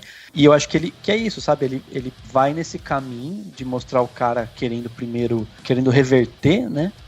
E você vê que ele tá entrando num mundo, porque daí ele vai naquele retiro, né? Naquele ambiente que acho que é um ambiente, pelo que eu entendi, é muito voltado também pra quem era viciado em drogas, né? Tipo, porque é uma a principal causa. Tanto que eles não... Porque ele era. Então, ele era viciado, mas o filme não toca nesse assunto. Não toca nisso. A namorada dele fala de vez em quando se ele voltou a usar. Mas ele era viciado em drogas, assim. Então, mas isso que é interessante, assim, o filme não vai por esse caminho, que é como se ele dissesse: tá, eu não vou discutir sobre vício, porque esse cara não é esse o problema dele. O problema dele é a surdez. E é legal isso, é muito interessante. Mas assim, ele entra naquele mundo, né? Ele vai nesse espaço aí, nessa clínica de reabilitação, provavelmente. Enfim, e aí ele, para fazer um paralelo com o Soul, né? Ele também demora e não consegue aproveitar o momento, né? Assim, aproveitar a simpatia das pessoas, a proximidade, a interação. E o filme não fica muito no não dito. Eu acho muito bonito quando o filme não fica falando, o que faz muito sentido nesse caso, e você só tá junto com ele, você tá junto com esse personagem o tempo inteiro, mas ao mesmo tempo, como o filme tá sempre voltando, né, então dá um cortezinho muito sutil, e aí você ouve os barulhos, tem uma hora que eles estão tudo jantando, você vê aquele monte de barulhinho, né, de, sei lá, copo e coisa pegando comida, tal, e depois volta para aquele abafado do ouvido dele. Isso vai te faz com que você enxergue de longe, ou seja, enxergue como alguém de fora, mas também esteja dentro do que ele tá vivendo. E eu acho que isso é muito bonito, assim, como ele te coloca nesse personagem e faz você viver aquela dor, mas ao mesmo tempo, como você vê de fora, você consegue ver um pouco além daquela vontade gigantesca que ele fica no começo e até quase o fim do filme, de consertar a surdez, né? Consertar, entre aspas, de voltar a ouvir, de colocar fazer aquela cirurgia e tal, né? Eu acho isso, enfim, essa trajetória interessante, assim. É um encerramento de ciclo, né? Como a Clarissa disse no Soul. Pô, é um encerramento de ciclo. É um encerramento muito triste de ciclo, levando em consideração que o cara é músico e ele tá perdendo a audição. Mas é um encerramento de ciclo. Pô, você perdeu a audição, o que você vai fazer agora? Você vai pra reabilitação? Você vai levar a sério? No começo ele não leva. É um filme sobre encerramento de ciclo, é um filme sobre perda. E sobre também medo de perder. Porque ele tem a certeza que ele vai perder a audição. Mesmo com ele fazendo procedimento cirúrgico, e tem que fazer aquele procedimento cirúrgico sabendo que ele vai perder a audição, mas ele também tem um medo da perda da namorada. E tem isso, porque tem esse lance, Vitor, que você falou de encerramento de ciclo, mas também tem o lance do apego também, né? A própria situação, né? Apego à vida que ele tinha, né? Porque aquela primeira cena do filme, eu acho sensacional, aquela cena do show, daquele primeiro show, porque ali mostra muito como a vida que ele tinha até aquele momento, né? Ele tá com a namorada num show, fazendo o que ele gosta com a pessoa que aparentemente ele ama, pensando no futuro, porque eles estavam para entrar em turnê e tudo mais. Então aquela cena ali é meio que mostra que ele vai, uma coisa que ele vai perder, que é a audição, e outra coisa que ele pode perder. Exato, exatamente. É aquilo, né? Pensando na ideia de final de ciclo, todo final de ciclo é início de um outro ciclo também. Uhum. Todo encerramento, exige uma transformação, né? Se ele tá encerrando um ciclo e começando outro, ele precisa se transformar, e isso é doloroso. E principalmente numa situação como a que ele tá vivendo. Pra mim é inimaginável a ideia de, tipo, estar numa situação como a dele, principalmente tendo uma profissão como a dele. Imagina pra gente que, enfim, eu sei que tem gente mexe com, que vê filme, trabalha com isso, mexe com isso, edita, enfim, é você perder até a forma do seu sustento, assim. Exato. E o que é que você faz? Sabe, é tudo que você conhece ser tirado de você. E isso acarreta também outras perdas, porque ele se vê ali precisando reaprender a viver, tipo, ele precisa aprender linguagem de sinais e aí? Encontrar uma forma para representar o nome dele, para ele se comunicar com outras pessoas, é uma alfabetização também. É começar do zero, é um ponto de partida. Então, é tudo muito difícil. E é difícil se descolar daquilo que você já tem como certo, do que você está acostumado, sabe? E eu acho incrível a interpretação do Riz Ahmed. Eu acho que ele tem tantas nuances. Eu já tinha visto ele fazendo outras coisas, mas assim, ele tá excepcional. Sabe? Eu consigo ver a dor que ele tá sentindo, a confusão, o desespero, tudo. E ao mesmo tempo, é muito engraçado porque ele é um baterista, ele toca metal. E eu acho que o filme tem uns momentos tão contidos. Uhum. E isso é tão maravilhoso. Como existe essa dicotomia, talvez, né? É, um contraste muito forte, exatamente. E você sabe, Kaki, você falando isso me fez pensar no seguinte. Eu que gosto muito, assim, de documentário e tudo mais, me vem uma sensação de que o documentário, ele tem sempre aquele pé na realidade, né? Com a visão do documentarista, óbvio. Mas ele tem aquele pé na realidade. E essa ideia de você extrair uma história da realidade é algo que me encanta muito no documentário, sabe? O fato de você estar com a câmera na mão e você conseguir traçar ali uma narrativa, uma história dentro daquilo que se passa. Feito esse parênteses aqui, o Sound of Metal, ele me chama muito a atenção porque ele me apresenta um mundo totalmente novo para mim, assim, de algo que é muito pouco explorado, que é justamente a nossa vivência diária com a perda de coisas que podem acontecer com qualquer pessoa. E aí, essa apresentação desse mundo de, vamos apresentar aqui o que aconteceria com um jovem em início de carreira, que é metaleiro, tatuado e não sei o que. Esse cara que tem esse biotipo, que tem essa estrutura, o cara forte e tal. Esse cara, ele não tem medo de nada, ele não tem problema nenhum. O cara tá ali, tá cuidando da vida dele, não sei o que. Tem, né, o problema lá com as drogas e tal, bababá. Mas é como vocês bem falaram, tipo, vamos passar por isso. E aí, quando a gente é apresentado, tipo, pega essa persona e quebra ela de uma maneira irreversível e torna ela essa coisa frágil, sabe? Isso é tão impactante, assim, porque daí chega nesse momento que você olha aquilo ali e fala, caraca, existe todo mundo, todo um novo aprendizado para esse cara, que poderia ser eu, que poderia ser você, que a gente às vezes acha que a gente é tão invulnerável, né, que as coisas não vão acontecer com a gente, podem acontecer, e aí é como você falou, esse lance de, agora ele vai ter que aprender linguagem de sinal, e linguagem de sinal é um troço que, cara, a gente deveria aprender, todo mundo deveria aprender, que é uma situação de comunicação com o próximo, entende? Sim. E isso que me chama, isso que me encantou no filme, assim, que é como você falou, essa dicotomia, esse paradoxo que é feito de algo tão forte, tão potente, pra algo tão frágil, tão sutil, tão, sabe, tão cristalino, assim, que tipo, vai passar por a gente ali e assim, sabe, é palpável, entende?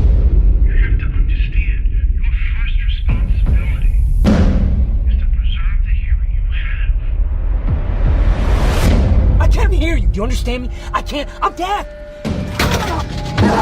I'm deaf.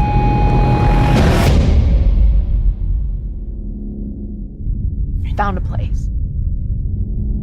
I think it's important that you stay here with us right now, Ruben. We're looking for a solution to this.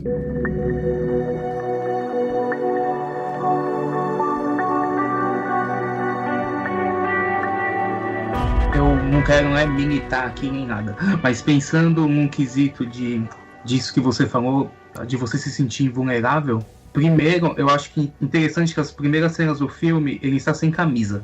E quando um homem fisicamente igual a ele está sem camisa, passa aquela sensação de força, de altivez, de invulnerabilidade. E depois disso, ele sempre aparece, depois que ele vai descobrindo o que rolou e tal, ele sempre aparece com camisa. Mas também passa uma ideia daquilo de, a gente vive numa sociedade que quer que o homem seja invulnerável, quer que o homem não sinta, quer que o homem seja orgulhoso, quer que o homem não vá no médico porque ele ficou surdo, quer que o homem vá tocar a tua música no show mesmo que você já saiba que você tá surdo. E percebe que não dá. Você precisa deixar o orgulho de lado e se cuidar.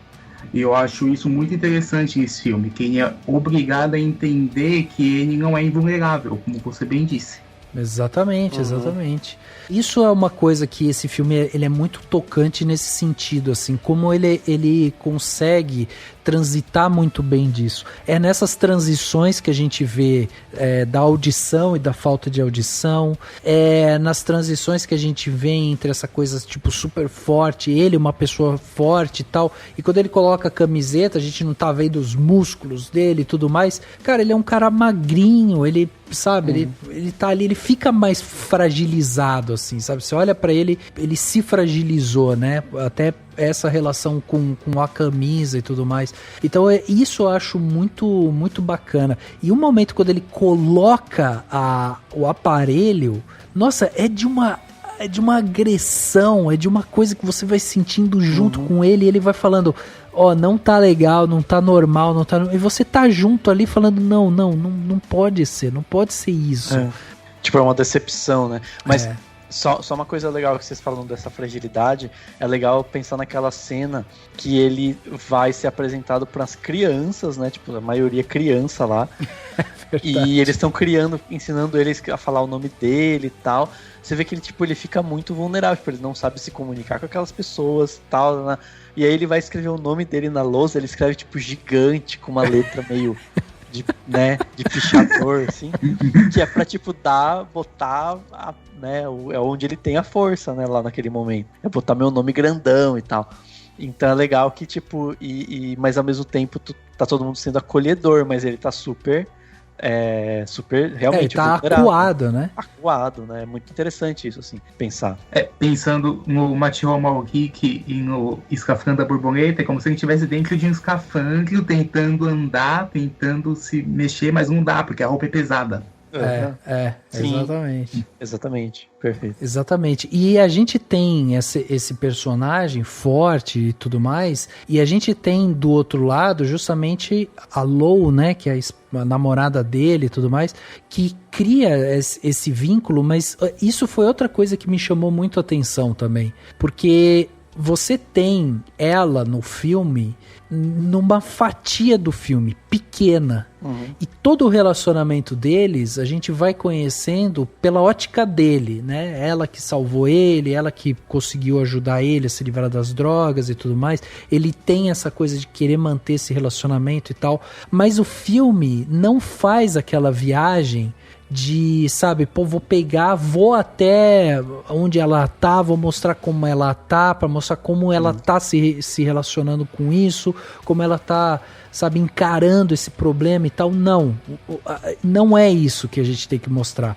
A gente tem que focar aqui, nele, nessa fragilidade dele, nessa desconstrução dele. Tem até um vídeo que ele assiste, né, que ela tá cantando e você vê que tem uma certa decepção dele, né, tipo, pô, ela seguiu sem mim, né, assim, ela tá fazendo as coisas dela. O que ele meio que, tipo, imaginou, mas quando você vê, dá bota aquele, né, aquele ciúme, aquela sensação ruim. E é muito legal como que esse filme trabalha muito essa coisa do não dito. Quando eles se reencontram lá pro final, você vê que eles não estão na mesma sintonia, né? Assim, eles sentem isso, mas eles meio que demoram para se dar conta, né? Para perceber, assim. E a sintonia até é uma palavra curiosa porque tem a ver com o fato de que ele tá ouvindo outra coisa, né? Ele tá ouvindo de um jeito diferente, daí ele ouve ela cantando, ele não ouve direito, não tá legal para ele, e você vê que eles não estão mais, porque cada um passou por um processo, se afastaram, e eles não estão mais nessa mesma, né, não estão mais conectados como eles eram antes, e o filme mostra isso só nas atuações, que estão sensacionais, do Riz Ahmed, da Olivia Cook. Precisamos falar também do Paul Rudd também, né, porque é outro elemento super importante do filme, assim, porque tudo nele tá no olhar, tá no corpo dele, né, aquela sabedoria de quem passou provavelmente por coisas muito parecidas com a do próprio Ruben, né? Então é interessante ver isso. Aquela conversa final deles é um soco no estômago, né? Não, é sensacional, Você vê que ele tá, tipo, chateado, tal, provavelmente porque ele não... talvez até com ele mesmo, porque ele não conseguiu ensinar o que ele devia ter ensinado pro Ruben, o que ele queria ter ensinado, né? Enfim, eu acho lindo, assim, mas o incrível é a atuação de todos do elenco, mas do Paul Rudd tá, assim, sensacional, porque você vê no olho, você vê no jeito, você vê que ele tá, tipo, ele exala aquela sabedoria do cara que sofreu pra caramba e tá muito provavelmente faz aquilo até como forma de redenção, né? Claro que eu tô presumindo personagem, mas acho que o filme é muito isso, né? Você mergulhar nesses personagens, principalmente no Ruben, mas tentar entender o que se passa, por exemplo, no caso desse cara, né, que tá lá tentando ajudar, e tudo nele exala essa sabedoria, e ao mesmo tempo quase que uma certeza de que uma hora ele vai se dar conta, né? Eu sei que esse moleque aí uma hora vai entender, vai seguir o caminho, mas que pena que ele tá passando por isso. A hora que ele fala que ele tá vivendo como um viciado, eu achei sensacional, porque é muito isso, né? Tipo, é aquela ideia fixa de que eu vou ter que fazer isso e aquilo, né? E que conversa com o Soul, né? No sentido de que, por isso até que eu comecei o podcast hoje falando do cuidado com as coisas que você quer, porque pode ser que não seja o que você precisa. Tipo, o cara queria tocar na banda e depois ele vê que não era bem aquilo, né? Não mudou tanto que ele imaginou. E aqui também, no Som do Silêncio, ele quer porque quer o aparelho, ele quer porque quer voltar a ouvir, e o que ele precisa de outra coisa. E, enfim, e aí é todo o processo de descoberta dele, que passa por tudo isso que, enfim, e que dramaticamente tem esse impacto, porque o filme todo vem, se a gente pensar na técnica, né, na mixagem de som e tal, que acho que o filme merece pelo menos indicações a premiações, a gente tá o tempo inteiro ouvindo ou o som real, como público, ou a gente tá mergulhado no que ele ouve, que é um negócio abafado, e aquela cena final é tipo um absoluto silêncio, que é o que ele tinha que buscar. Ele não tinha que buscar o som, ele tinha que buscar, como diz o título em português, o som do silêncio, que é o absoluto silêncio, que é o que ele consegue no final, que seria o stillness que o cara fala, né? Sentar no quarto e ficar realmente quieto, realmente paz consigo mesmo, encontrar uma unidade, né, no próprio corpo e tal. Isso é um troço muito maluco, né? Porque quando a gente para pra pensar nisso, essa cena do diálogo entre os dois, né, o último diálogo entre eles, a cena termina com eles, tipo, ali, né, ele pedindo uma ajuda, né, o Ruben pedindo pro Joey pra ficar ali durante um tempo e tudo mais, e o Joey, tipo, se recusando, falando que não ia dar, que ele tem que preservar os outros e tudo mais. E é isso que você falou, ele fala com com carinho, mas ao mesmo tempo com a firmeza de um mestre, né? De alguém que tá ali, tipo, guiando o Ruben. E quando termina esse diálogo e o Ruben levanta e fala, não, beleza, tudo bem e tal, a câmera fica fixa no Joey. E aí o Ruben levanta e sai e o Joey fica ali. E aí aquela coisa potente que é o Joey, de alguém que, sabe, já viveu, que tá entendendo, entende sua própria situação, entende a situação do Ruben e tudo mais, você vê ele sentindo, porque ele dá uma respirada funda, assim, ele solta o ar, tipo, puta, isso foi uma das coisas mais difíceis que eu acabei de fazer na minha vida, sabe? E ele faz isso, então você percebe que é uma situação sensível a todo mundo. E essa cena final que você bem colocou agora, que é quando ele tira o aparelho e aí você vai pro silêncio, pra quem tá assistindo é uma paz, né? Aquela coisa de, nossa, finalmente ele tirou aquele monte de barulho. E essa sensação é muito a sensação do próprio personagem, que é essa coisa de, ele era um turbilhão de coisas, de querendo resolver várias coisas, e é a namorada, e é a banda, o que eu vou fazer da vida, e não consigo ficar parado no quarto, que eu grito, que eu soco, e não sei o que e tal. E aí, nesse momento, quando ele tira o aparelho, você que tá ali ouvindo aquele monte de chiado, aquelas coisas ruidosas e abafadas, e não sei o que e tal, e ele tira e vem aquele silêncio, você sente aquele ali, você sente a mesma paz que o personagem tá sentindo. E isso é muito empático, sabe? É muito te colocar no papel desse personagem. Eu acho que isso que é uma das coisas mais potentes desse filme, é justamente como ele te direciona. E pra gente terminar de falar desse filme, eu queria perguntar pra Carissa, né, aproveitar aqui toda a influência que ela tem lá com a Biscoiteiras, sobre prêmios e tudo mais. Eu queria saber, cara, o que você acha desse filme em relação a premiações, né, porque é um filme que foi muito bem abraçado pela crítica, né?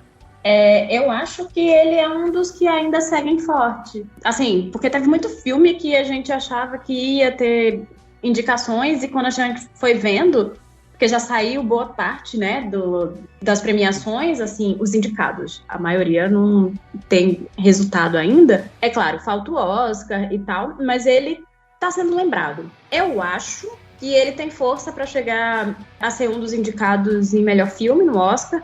E eu acho que a indicação do Riz Ahmed também é bem possível. E é isso, assim, é um filme que a crítica gostou muito, e eu acho que, em geral, ele vai... Assim, não é o filme que está sendo mais indicado, a gente tem, né, os Mank da vida. Sim, Mas, enfim, minha tristeza. Detalhe, eu sou uma grande fã do David Fincher. O que me deixa mais triste ainda. Consegue distinguir? Mas é isso, assim, eu acho que ele tem força, acho que o Som do Silêncio, ele vai...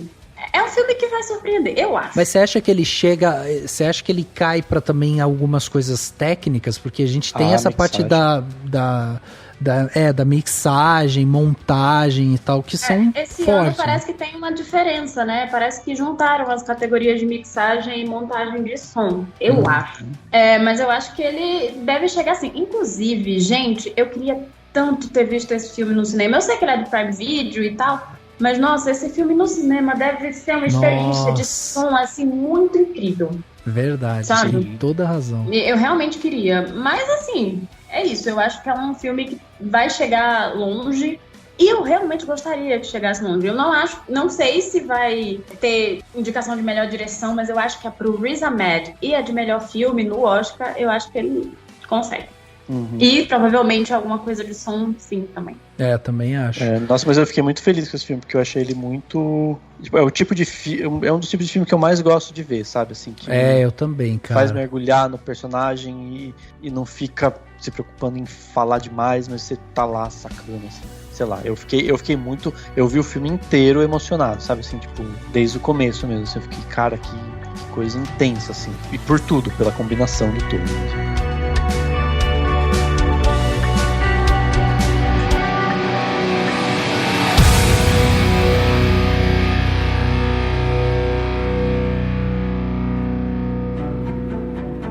Dicas para a sua semana? No Plano Detalhe.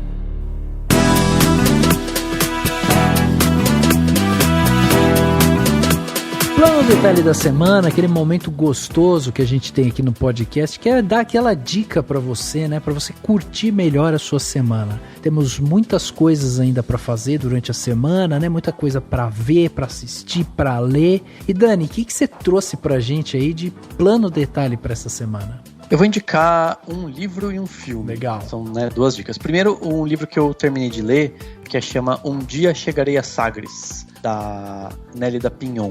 É um livro que eu vi à toa, assim, na prateleira. Enfim, sabe assim, vi e falei, vou levar.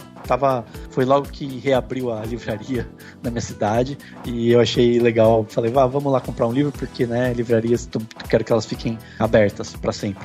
Então eu fui lá, vi esse livro, me interessei e não tinha me tocado que é um livro bastante recente, é o último livro que a Nélida Pinhon lançou. Eu nunca tinha lido nenhum livro dela e tal. E é muito bonito, assim, enfim, ele conta a história de um português, se passa todo em Portugal, né? É a história de um rapaz no século XIX que perde o avô que criou ele e resolve ir andando até Sagres, né, que é a cidade onde ele está encantado pela história de Portugal, porque tem um infante de muitos anos atrás que lutou por Portugal, tal. Então ele é meio que um cara viciado nisso, assim. Ele teve acesso à educação mesmo tendo sido pobre, então ele é um cara que quer, né, ver essas coisas, e isso acaba sendo desconstruído, mas o livro vai muito além, conta muita coisa da vida dele, enfim, e a escritora vai desconstruindo essas questões do país, né, tal. E ele é super formal, assim, uma leitura super rebuscada, cheia de palavras difíceis e parágrafos longos, tal. Então eu achei gostoso de ler, mas ao mesmo tempo ele não é tão fácil.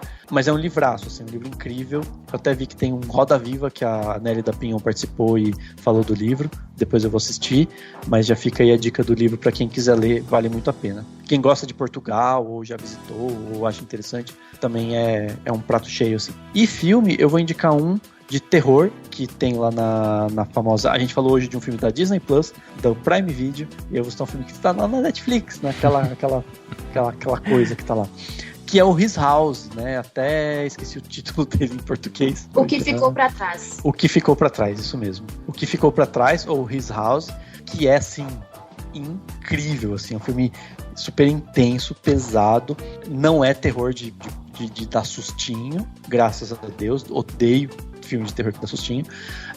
Apesar de ter alguns sustos, tem um susto aqui e ali, mas assim, nada de ficar, né? Mas é assim, cheio de alegorias e coisas interessantes. A história, né, de um casal de refugiados que chega na Inglaterra, consegue a oportunidade de morar numa casa, para entrar num processo de ficar no país, né? Porque eles, né, refugiados, tiveram que sair do país deles. E aos poucos o filme vai tanto mostrando o passado deles, quanto mostrando quais são esses fantasmas que os atormentam. E é só isso que é bom de se falar, não precisa falar muito mais. É um filmaço, assim, um filme super... Pra quem gosta de filme de terror, e também acho que pra quem não gosta tanto de filme de terror, ele tem outras leituras possíveis, ele tem dramas e tal, então ele é um filme muito interessante, assim, muito bom. Muito bem, tá aí então essas 2 dicas do Dani, livro e filme, anotado pra você aí, né, que não pegou o que a gente falou aqui, entra no post desse podcast, ou na descrição desse podcast, tá lá, vai ter lá Plano Detalhe e o nome da pessoa que ela indicou. Se for no post desse podcast, inclusive tem o link, então é só você clicar e você já vai ser direcionado aí pro filme, diretamente pro filme, pra já adicionar na sua lista e tal, e assim por diante. Cá, e você? O que você trouxe de bom pra gente pra começar bem 2021, Cá? Suas primeiras dicas aí, o que você trouxe pra gente?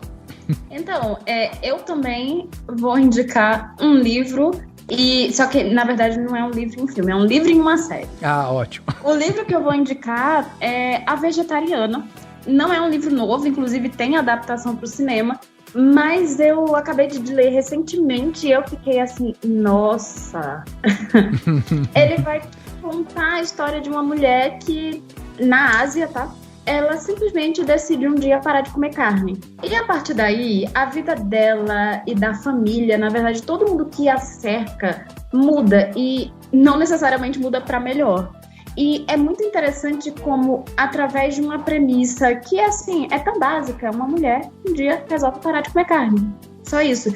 E a partir disso, a gente vai ver, assim, grandes desdobramentos e vai ter toda uma crítica a misoginia, até a coisa assim do questionamento de existe a necessidade da gente comer carne, a questão de costume, cultura, por que é tão difícil aceitar que pessoas possam deixar de comer carne? Enfim, o livro ele vai falar disso, mas ele ultrapassa muito isso, e eu acho que ele traz assim uns questionamentos muito interessantes. É curioso porque assim, apesar de eu comer muita coisa vegana e tal, eu não sou vegetariana, gente, eu como carne. Mas eu acho que a discussão do livro é muito boa, a discussão básica, que é essa coisa assim do vegetarianismo, mas assim, a discussão sobre misoginia e estrutura social e que o livro traz é incrível. E ele é dividido em 3 partes e cada parte é narrada por uma pessoa diferente e, enfim, vai falar de problemas mentais e, enfim, eu acho um livro bem interessante. É engraçado que já tinham me indicado durante muito tempo e eu relutei em ler o livro. Nossa, se eu soubesse, tinha lido antes. Você sabe que a gente publica, tem um canal, né, no YouTube, e aí tem um vídeo lá que é o 10 coisas que você não sabia sobre a Natalie Portman. E recentemente alguém foi lá no vídeo e comentou assim: nossa, a Natalie Portman é muito querida, pena que ela é vegana. Caraca! Gente, como assim? Pois é, que a pessoa tem na cabeça. Pois é, e assim, eu tenho na minha cabeça que se a gente fosse todo mundo vegano, a gente não teria nem coronavírus, amigo. Ah, sem dúvida. Seria todo mundo mais saudável, tá? Pois é. Em vários aspectos, nossa. Mas é isso, a coisa do vegetarianismo e do veganismo ainda existe muito preconceito e é tão bizarro porque se você vai comer em lugares veganos e, enfim, você descobre que existe uma infinidade de coisas muito maravilhosas. E assim, todo mundo come alguma coisa que é vegana, mas as pessoas acham que tudo que você precisa é proteína animal, e nem é, gente. Exatamente. Mas a outra coisa é a série, e é uma série que tá no Globoplay, então é fácil de assistir, já que todo mundo falou, já falamos de Amazon Prime, de Netflix, enfim, aí eu vou trazer a Globoplay. Excelente. Que é Porque as Mulheres Matam. E é uma série que, na verdade, ela é de 2019, da CBS All Access. E, enfim, ela chegou agora, no início desse ano, no Globoplay. E ela tem a Lucy Liu como uma das protagonistas e a Jennifer Goodwin.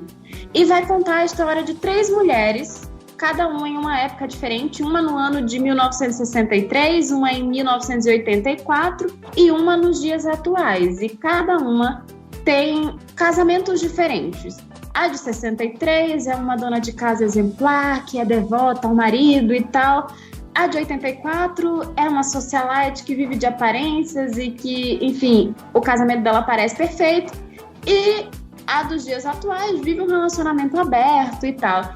Todos os 3 casamentos parecem perfeitos, até que cada uma delas descobre que o casamento não é perfeito. E a partir daí, assim, vai tendo várias questões e, enfim, se fala de relacionamento, ao mesmo tempo tem toda essa coisa, o nome da série é Porque as Mulheres Matam. Existem assassinatos nas 3 épocas e, enfim, a série também vai ter toda uma coisa de é meio um documentário, mas não é e tal. É um farofão. Eu digo logo, é um farofão, mas é um desses farofões assim, tipo, você é viciante. É uma série muito nada a ver, mas ela é divertida. Não, eu digo logo assim, gente, é do mesmo criador de Desperate Housewives, então assim, é um farofão, gente, por favor. Mas o elenco é maravilhoso, assim, a Lucy Liu é incrível. As 3 atrizes estão muito bem, mas, enfim, vai questionar, vai tratar de uns temas super atuais, assim, mas é isso, de um jeito bem farofa, e é uma daquelas séries leves. E foi por isso que eu fui assistir, porque eu assisto umas coisas muito pesadas, aí, mas quando você quer um negócio assim, eu quero algo leve pra ver. Exato. E essa é leve, gente, enfim, é engraçadinha. Então fica a dica. E vai muito falar da coisa do papel da mulher na sociedade, então ela é engraçada, ela é leve, mas ela tem suas questões pra debater e tal. Demais, demais. Olha aí, mais um livro e série aí pra vocês. Incrível. Vitor, e você? Tá estreando aqui hoje com a gente. O que você trouxe de bom aí de Plano Detalhe pra gente? Cara, trouxe dois filmes que eu vi recentemente. O primeiro é um filme do Michael Cimino, de 85, chama O Ano do Dragão, um filme com Mickey Rourke.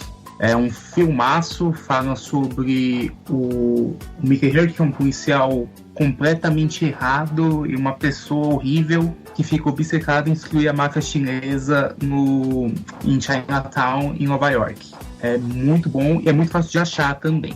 E eu trouxe um outro filme também estadunidense, que é Collateral, do Michael Mann, com Tom Cruise e o Jamie Foxx. Nem dá pra falar muito desse filme, mas é uma noite. Tom Cruise é um assassino de aluguel, Jamie Foxx é um taxista. Assistam, 2 horinhas, muito fácil de achar, boa sorte. Nem dá pra fazer sinopse desse filme, porque nossa, não dá, é impossível, não dá. A pessoa precisa se surpreender assistindo com o lateral, porque é incrível. Pô, você foi beber ultimamente aí ali do final, ali, né, anos 80, começo dos anos 2000, pegou essa faixa ali pra ver uns filmes aí antigos, né? Antigos entre aspas, né? Porque não são antigos. Né? Cara, o Cimino eu tô maratonando recentemente, eu nunca tinha visto nada dele fora o Franco Atirador.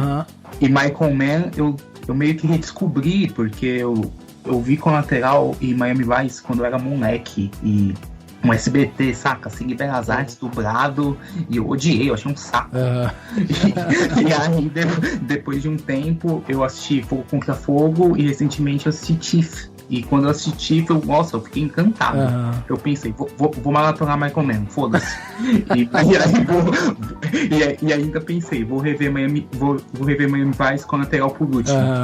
Porque eu tinha certeza que eu ia amar. E foi justamente o que aconteceu, e com lateral é do caralho. Não tem outra expressão pra falar. Muito legal mesmo. Que legal, que legal. Aí, 2 filmes então. E pra finalizar, eu vou trazer coisas diferentes aqui. A primeira delas é no YouTube. Vou sugerir pra vocês aí, dentro do canal do GNT. Tem lá agora, né? Faz pouco tempo que está alocada ali dentro do canal do GNT, dentro do YouTube, a blogueirinha do fim do mundo. Eu não sei se a gente já comentou aqui sobre ela e tal, mas é essa personagem que surgiu aí, né? A blogueirinha do fim do mundo. E antes a Maria Bopp, ela fazia essa personagem ali no Instagram e tudo mais. Maria Bopp, pra quem não sabe, ela fez a série agora recente, né, da Bruna Surfistinha, e ela tinha essa personagem, que é uma personagem super sarcástica e tal, que tem ali umas ideias super diferentes e tal, bem alinhadas com o nosso atual governo, né? E o texto que ela coloca nessa personagem, eu acho inacreditavelmente bom, assim. Ela é ácida na medida certa, ela faz as críticas também na medida certa e sempre com um bom humor, sabe? Com uma leveza, assim, e tal. Ela ultimamente tá colocando, né, no começo do vídeo dela, falando, gente, isso daqui é uma ironia, né? Então, entendam isso, né? Porque tinha gente que assistia e falava, nossa, que menina maluca, o que ela tá falando? Não sei o que, não entendiam o lado da ironia. E aí eu vou recomendar todos os vídeos da blogueirinha do fim do mundo, mas mais especificamente um dos últimos aí que ela fez, que foi Tendências de 2050. Ela fez essa personagem está em 2050 e ela está ali, ela vai se maquiar e tal, enquanto ela fica refletindo sobre a vida. Fica essa dica aí, a blogueirinha do fim do mundo. E também, no meu primeiro plano detalhe aqui, né, do podcast esse ano, eu sugeri aqui um site, o Mapeia, que era um site para que você conseguisse fazer o trajeto que você vai fazer de carro, para você tentar economizar ao máximo, né, de tempo, de combustível e tudo mais. E aí agora eu queria trazer uma outra dica também de carro, só que agora voltada para o combustível. Existe um site chamado preçodoscombustíveis.com.br. Você acessa esse site, você coloca ali o seu endereço ou a cidade que você está, enfim, E aí ele vai te mostrar todos os postos de gasolina que estão próximos de você e os valores. Então você tem uma noção, né, de quanto que tá o valor do combustível ali perto de você. Tem gente que às vezes fala, mas eu uso lá meu aplicativo e tal, no carro, que já mostra um pouco isso e tal. Beleza, continua usando, é ótimo. Mas esse site, ele é bom por isso, porque você consegue acessar lá e antes de você sair qualquer coisa, às vezes você sempre vai no mesmo posto da sua cidade. E às vezes não é o lugar que tem o melhor combustível. Então você procura um posto que tem uma bandeira legal, que tenha um preço bom, e eu acho que esse site vai ajudar. Afinal de contas, eu tô trazendo essas dicas por 2 motivos. O primeiro é que a gente não pode ficar saindo. E quando sai, a gente tem que sair de carro, fechado, não sei o que e tal. E o segundo é que o preço das coisas, né, gente, está alto. Inclusive o do combustível. Então, quanto você conseguia se cuidar, ter uma consciência financeira e tal agora, eu acho que vai ser importante, porque os próximos meses, anos e tal prometem. Então, preparem-se, cuidem-se e acessem esse site aí, preçodoscombustíveis.com.br, que vai te ajudar aí a fazer um planejamento melhor das suas saídas.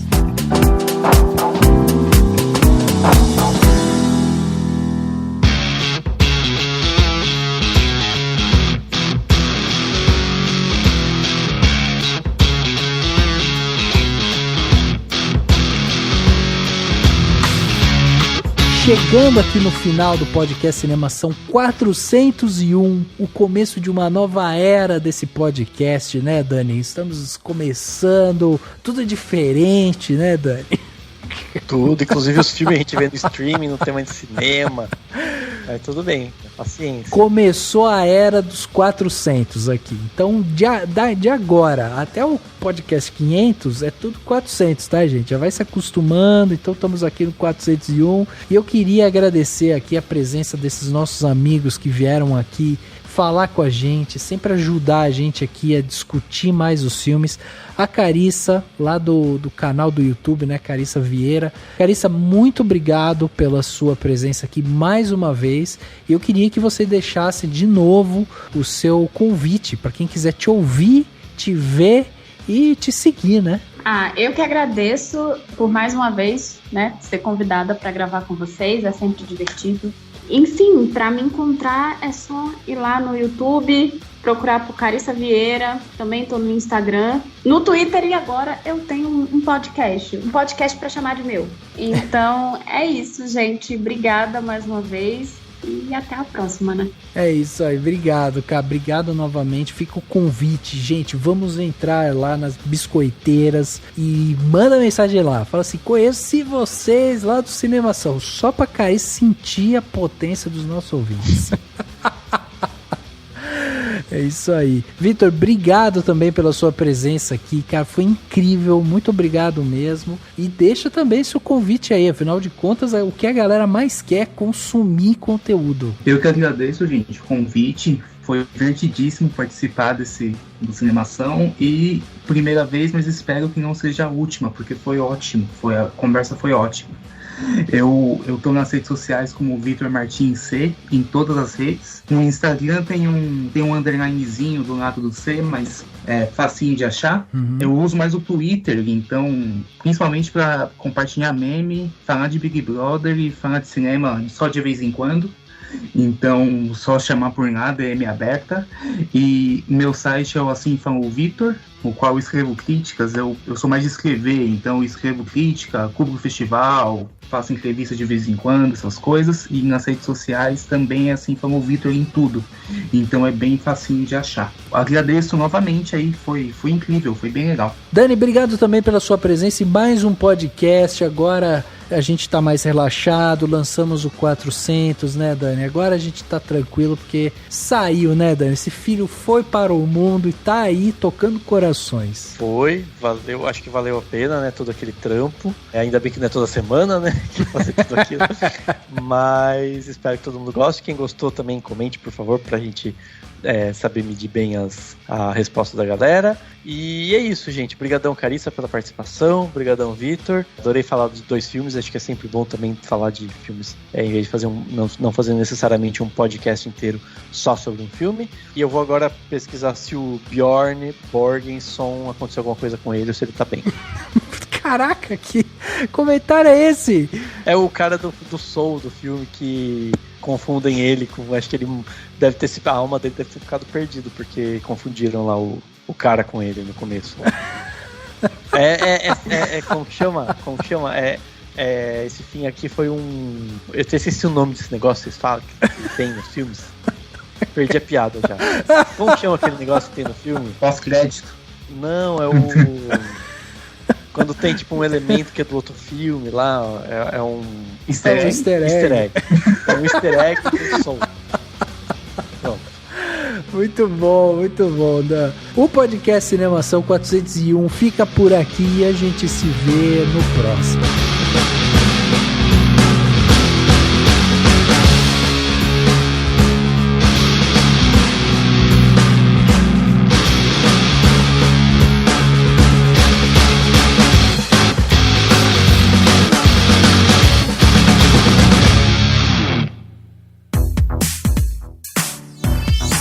Esse podcast foi editado pela Isso Aí Design. Tudo isso é forma com função. É design estratégico. É isso aí.